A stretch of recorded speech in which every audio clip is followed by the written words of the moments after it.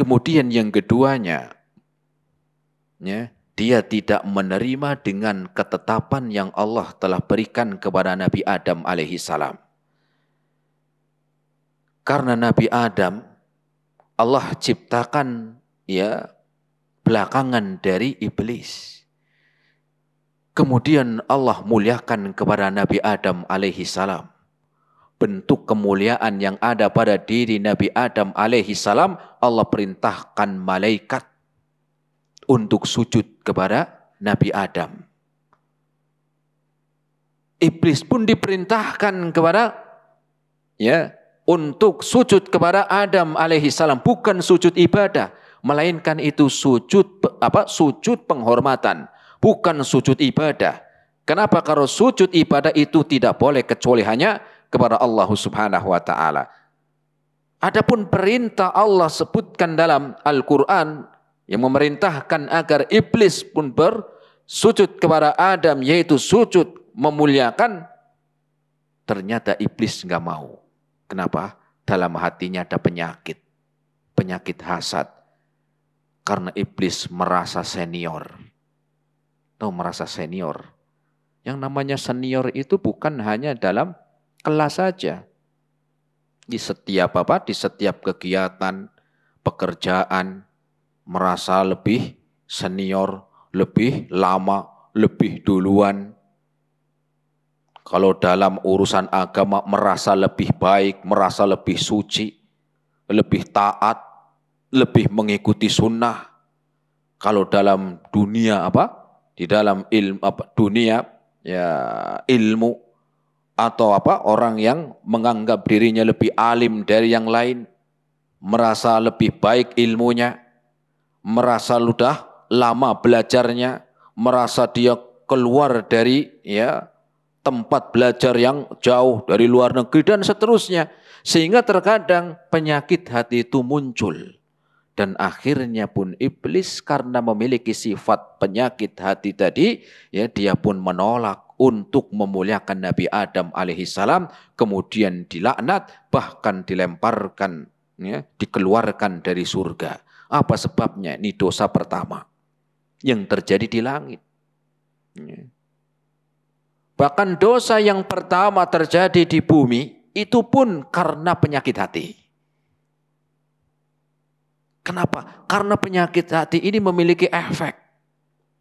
Orang bisa masuk neraka gara-gara penyakit hasad.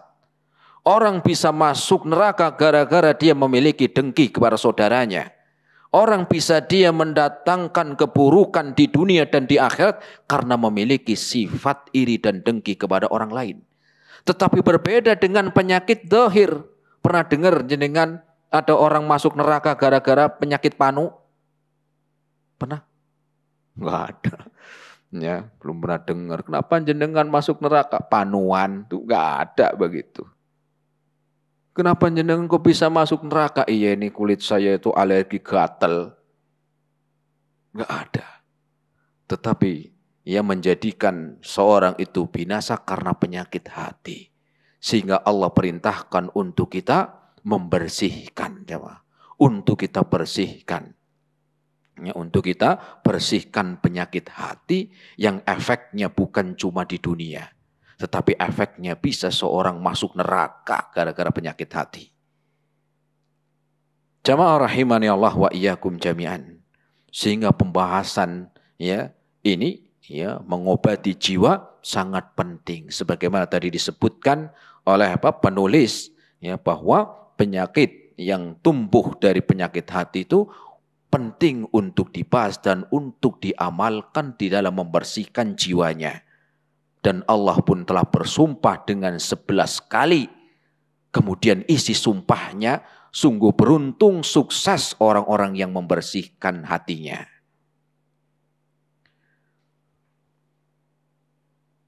Dan juga disebutkan di dalam Al-Quran, dalam surat Al-Baqarah ayat yang ke-129. Surat apa? Al-Baqarah ayat 129. Tujuan diutusnya Nabi Muhammad sallallahu alaihi wasallam itu Di antaranya adalah agar menyampaikan kepada manusia untuk membersihkan penyakit hati. Saya ulangi, tujuan diutusnya Nabi Muhammad SAW kepada manusia agar mereka itu tahu bagaimana mereka harus paham untuk mengobati penyakit hatinya. Itu di antara tujuannya. Allah mengutus Rasul agar menyampaikan kepada manusia untuk membersihkan penyakit hatinya. Ya. Allah Subhanahu wa taala berfirman ketika menyebutkan tentang doanya Nabi Ibrahim alaihi salam dalam surat Al-Baqarah ayat yang ke-129, Rabbana wab'ats fihim rasulan minhum. Ya Allah, ini doanya Nabi Ibrahim. Jauh sebelum Nabi Muhammad. Ya. Nabi Ibrahim telah berdoa, Rabbana ya Allah, wab'ats fihim rasula. Utuslah seorang rasul kepada manusia. Utuslah seorang rasul kepada manusia. Yatlu alaihim ayatika, yang mengajarkan ayat-ayatmu, yang mengajarkan Al-Quran. Wa yu'allimuhumul kitab wal hikmah, mengajarkan Alkitab, yaitu mengajarkan Alkitab, Al-Quran wal hikmah. Disebutkan hikmah ini sunnah. Ya. Ini doanya Nabi Ibrahim. Wa yuzakkihim, dan mereka membersihkan jiwa mereka. Wa yuzakkihim, dan membersihkan jiwa mereka dari penyakit-penyakit hati dan penyakit zahir. Innaka antal azizul hakim. Sesungguhnya engkau maha agung, maha bijaksana, ya, maha mulia dan maha bijaksana. Jamaah rahimani Allah wa iyyakum jami'an ini. Kemudian dalam ayat yang lain, ya, dalam surat Al-Jumu'ah ayat yang kedua. Di sana pun Allah mengkabarkan bahwa tujuan diutusnya Rasul sallallahu alaihi wasallam untuk mengajarkan manusia agar mereka membersihkan penyakit-penyakit hati mereka. Huwallazi ba'atsa fil ummiyina rasulan minhum. Dan Allah yang mengutus kepada ummiyin, ya, kepada manusia yang tidak tahu ilmu, tidak tahu apa-apa, yaitu mengutus kepada mereka seorang rasul, yatlu alaihim ayatihi wa yuzakkihim, untuk membacakan Al-Quran, untuk membacakan ayat-ayat Al-Quran, dan untuk mengajarkan kepada mereka agar membersihkan hati mereka. Wa yu'allimuhumul kitaba wal hikmah, dan mengajarkan Al-Quran dan hikmah. Ya, ini tujuannya. Sehingga Rasul SAW sebagaimana ayat tadi, bukan hanya saja diturunkan, diutus oleh Allah Subhanahu wa taala mengajarkan Al-Quran saja, tetapi juga agar mereka, para nabi bahkan rasul, untuk untuk mengajarkan, ya, kepada umatnya untuk membersihkan hatinya. Kenapa? Karena tidak sedikit orang yang ibadahnya baik, ilmunya bagus, tetapi enggak selamat dari penyakit hati. Tidak selamat dari penyakit hati. Dia memiliki sifat riya. Padahal ibadah yang di dalamnya ada riya, ibadahnya tertolak. Taunya ibadah tetapi enggak tahu penyakit yang menjadikan ibadahnya tertolak. Apa itu riya? Makanya Rasul sampai mengatakan, inna akhwafa ma akhafu alaikum asyirkul asghar, ar-riya. Rasul mengatakan, sungguh aku sangat mengkhawatirkan kepada kalian, yaitu penyakit syirik. Syirik kecil. Apa yang dimaksud ar-riya? Enggak kelihatan. Kelihatannya ibadah, zahirnya ibadah, tetapi penyakit hatinya tidak dia bersihkan. Makanya Allah pun mengutus seorang Rasul bukan hanya saja mengajarkan Al-Quran, bukan hanya saja menjelaskan sunnah, bukan hanya saja menerangkan ibadah, tetapi juga agar manusia tahu di dalam diri kalian memiliki penyakit, yang penyakit ini bisa menjadikan kalian masuk neraka, yaitu penyakit hati, maka bersihkan. Ya, maka bersihkan.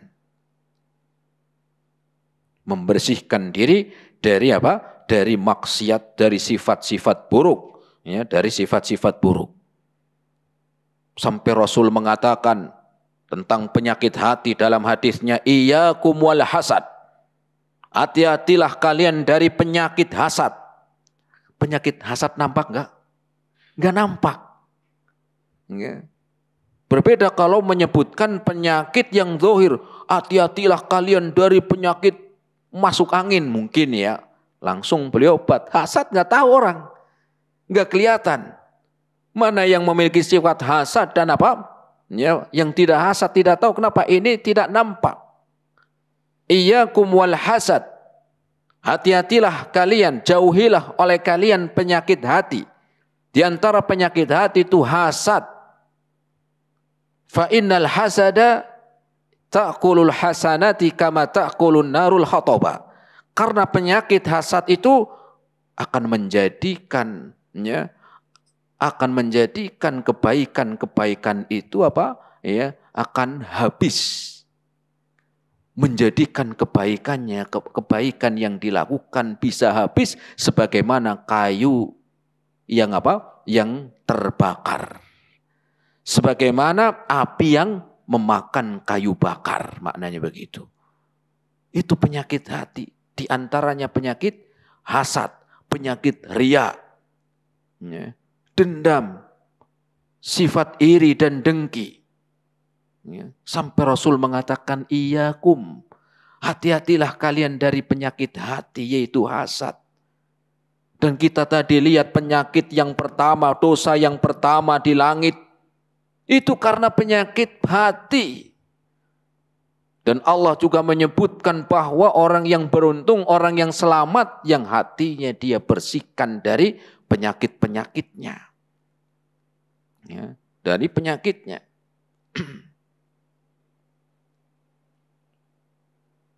Dan berusahalah untuk menghiasi dengan sifat-sifat yang baik, sifat yang baik, ya, tidak dengki. Karena dengki itu kan nggak kelihatan. Ya, apa makna dengki? Makna dengki itu dia menginginkan kebaikan pada diri seorang itu hilang. Entah itu kebaikan dunia atau kebaikan akhirat. Menginginkan kebaikan yang ada pada saudaranya itu hilang. Kebaikan dunia contoh. Ya, temannya naik jabatan, nggak senang. Sudah nggak senang aja, itu sudah masuk hasad. Ya. Sekedar nggak senang ada temannya itu dapat kebaikan dunia, nggak senang. Itu bisa masuk penyakit apa? Sudah masuk penyakit hati. Ya. Lihat saudaranya, usahanya lancar. Kemudian dia hasad, nggak senang. Atau dia senang ngelihat saudaranya susah. Atau sebaliknya, dia susah ngelihat saudaranya senang. Itu diantara penyakit hati. Sampai Rasul mengatakan, hindarilah kalian penyakit hati, diantaranya tadi, ya, hasad. Dan terkadang sifat hasad ini dia lanjutkan dengan tindakan nyata. Dengan menfitnah, menjatuhkan nama baiknya, menghancurkan kehormatannya, macam-macam. Buah dari penyakit hati. Kayak iblis tadi. Dia sudah enggak senang sama Nabi Adam alaihissalam. Ya. Karena dia merasa lebih dulu, lebih senior, lebih baik menurut dia. Tetapi kenapa Allah memuliakan Nabi Adam? Dia enggak terima. Dia lanjutkan dengan tindakan nyata. Apa? Menyesatkan Nabi Adam alaihissalam. Ya. Kemudian sifat sombong, sama. Sifat sombong, ini juga penyakit hati. Ada riya. Ya, sampai Rasul tadi mengatakan, sungguh aku khawatirkan kepada kalian penyakit. Ya, satu penyakit. Ya. Inna akhwafa ma akhafu alaikum. Sungguh saya sangat khawatir suatu penyakit yang menimpa kepada engkau, yaitu penyakit riya. Ya. Menginginkan dari amalan akhiratnya, dia menginginkan dunia. Ya, menginginkan dunia. Kemudian sifat sombong. Ini juga penyakit. Ya, penyakit apa? Penyakit hati. Terus bagaimana mengobati? Ya hilangkan penyakit itu. Kalau sombong itu penyakit hati, maka obatnya sebalikan dari itu. Apa? Maka jangan sombong, tawadu. Ya. Kalau tadi penyakit hasad itu bisa masuk dalam urusan dunia dan juga bisa masuk urusan akhirat. Lihat temannya ngajinya rajin, gak senang. Lihat temannya sholatnya semangat, gak senang. Lihat temannya masuk Islam, gak senang. Lihat temannya dia apa? Ya, sudah memakai pakaian yang syar'i, gak senang. Malah doain, semoga gak istiqomah. Itu namanya penyakit hati. Begitu juga sombong, merasa dirinya lebih baik. Bahkan Rasul mengatakan, dalam hadisnya Rasul bersabda, la yadkhulul jannata man kana fi qalbihi mithqalu dzarratin min kibrin. Tidak masuk surga gara-gara sombong penyakit hati. Gara-gara sombong penyakit hati, dia tidak masuk surga. La yadkhulul jannata man kana fi qalbihi mithqala dzarratin min kibrin. Orang yang punya penyakit hati yaitu sombong. Ya. Penyakit hati yaitu kesombongan. Ya. Kemudian ada salah seorang sahabat yang bertanya, ya Rasulullah, ada orang yang dia pakaiannya bagus, kemudian apa? Kemudian penampilannya ya rapi, kebersihannya dijaga, ya. Apakah itu termasuk sombong? Maka Rasul mengatakan bukan. Itu bukan sombong. Ya, sudah bagus dia membersihkan apa? Membersihkan ya zahirnya. Tetapi Rasul mengatakan ya al-kibru batarul haq wa ghamtun nas. Sombong adalah orang yang tidak mau menerima kebenaran. Orang yang menolak kebaikan. Orang yang tidak mau dia mendapatkan nasihat yang baik. Ya, dan juga meremehkan manusia. Ini penyakit hati. Apa itu? Menolak kebenaran. Ya, tahu amalannya enggak sesuai, tahu bahwa amalannya itu enggak sesuai dengan sunnah Nabi. Ketika diingatkan, lah kamu anak kemarin sore kok, kamu anak masih bau kencur, saya ini udah itu. Ini penyakit hati. Menolak kebenaran, tidak terima. Orang tua diingatkan, anak enggak terima, ya. Atau orang tua diingatkan apa? Ya, diingatkan anaknya enggak terima, ya. Atau mungkin anak dinasihatin orang tuanya enggak terima juga sama. Wa ghamtun nas, dan meremehkan manusia, merasa lebih baik, merasa lebih lama ngajinya, sudah menjadi ikhwan senior. Ya, kalau tadi iblis senior apa? Senior penciptaan. Kalau ini enggak. Ya, merasa senior sudah ikhwan katanya. Sudah ngajinya lama.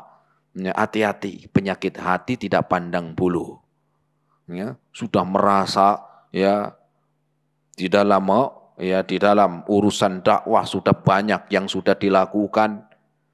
Sudah banyak perannya di dalam medan dakwah. Ya, sudah banyak harta yang dikeluarkan, sudah banyak ya tenaga yang dia keluarkan, sudah banyak waktu yang dia luangkan, sehingga dengan itu seringkali menjadikan meremehkan saudaranya. Ini adalah bentuk ya penyakit hati yang harusnya kita bersihkan, tawadu. Ya. Ya, untuk apa tawadu? Itu obatnya. Ya. Kenapa? Karena kita harus mengingat bahwasanya apa yang sudah kita lakukan, apa yang sudah kita amalkan tidak ada jaminan. Tidak ada jaminan. Ya. Sehingga kita memahami apa yang sudah kita lakukan, tidak ada jaminan apakah amalan kita selama ini diterima. Siapa yang menjamin? Ya. Maka hendaklah ketika kita berbuat kebaikan, kita berdoa agar Allah menerima amalnya, dan kita berdoa semoga Allah menjauhkan dari penyakit hati tadi. Baik itu penyakit riya, baik itu penyakit penyakit hasad, penyakit sombong, ya. Karena sudah merasa memiliki ini dan itu. Nah, ini penyakit hati. Maka berusaha untuk menjauhi sifat ini. Ya. Dengan apa diantaranya? Dengan zuhud. Ya. Dengan zuhud. Apa itu zuhud? Zuhud adalah dia mengetahui seberapa besar dari apa yang seseorang lakukan di dalam urusan akhiratnya. Ya. Berapa besar ketergantungan hati seseorang dengan apa? Dengan urusan dunianya. Ya. Karena seringkali seorang itu banyak melakukan amalan-amalan yang menjadikan dia rugi di akhirat gara-gara urusan dunia. Binasa karena urusan dunianya. Mendapatkan keburukan di akhirat karena perbuatan dunianya. Ya. Ini. Kemudian yang kedua, bagaimana obat penyakit hatinya atau penyakit hati? Ya, silakan dilanjut lagi. Lanjutannya.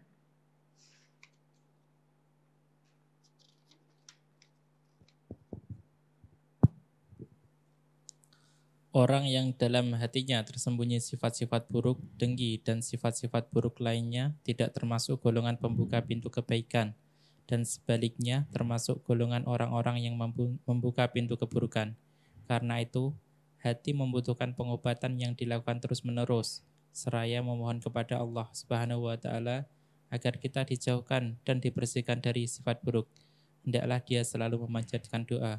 Allahumma ati nafsi taqwaha wa zakkiha anta khairu man zakkaha anta waliyuha wa maulaha.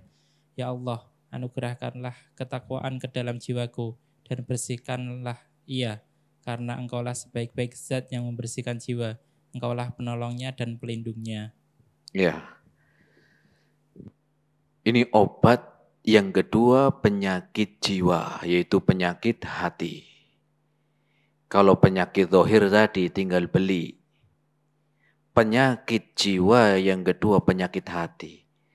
Ketika penyakit hati ini muncul, berusahalah.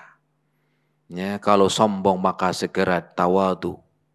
Ketika seseorang dia menginginkan dari amalan akhiratnya, menginginkan dunia karena riya, ingin dipuji oleh manusia, ingin mendapatkan sanjungan, ingin mendapatkan suatu kebaikan dunianya, maka hendaklah dia berusaha untuk mengobati. Kemudian yang keduanya berdoa. Kemudian berdoa. Ya.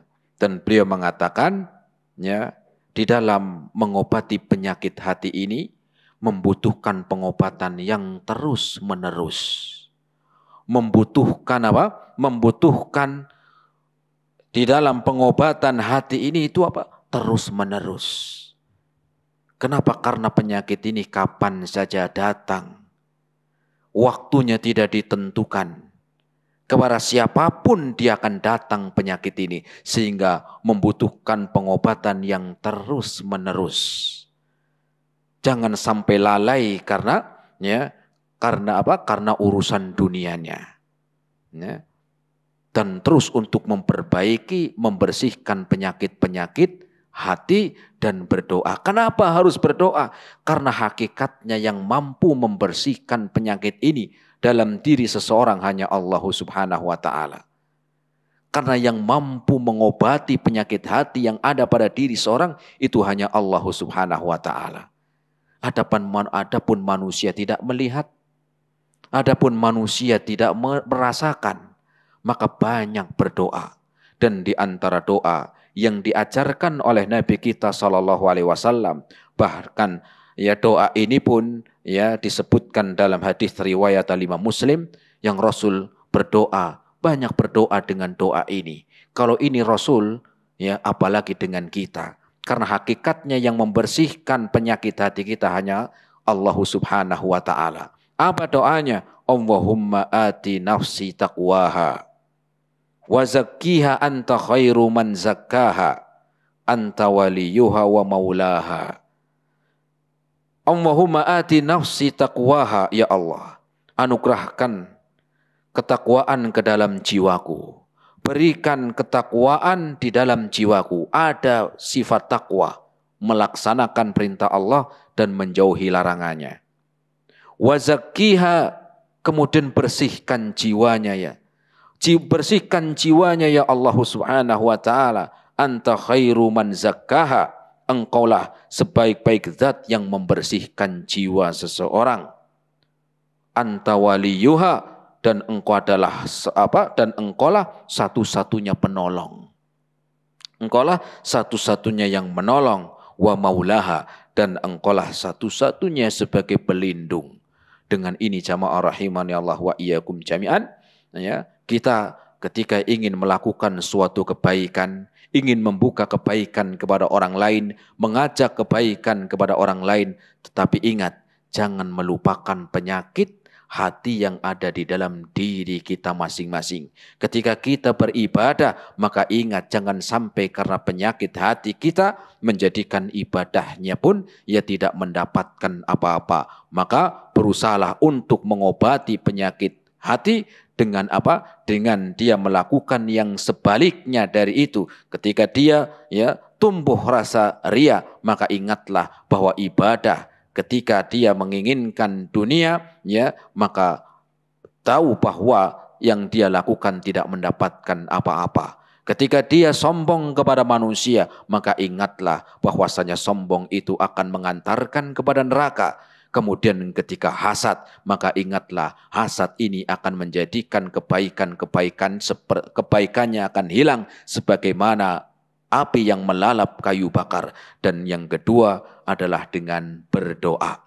Ya, banyak berdoa. Allahumma ati nafsi taqwaha wa zakkiha anta khairu man zakkaha anta waliyuha wa maulaha.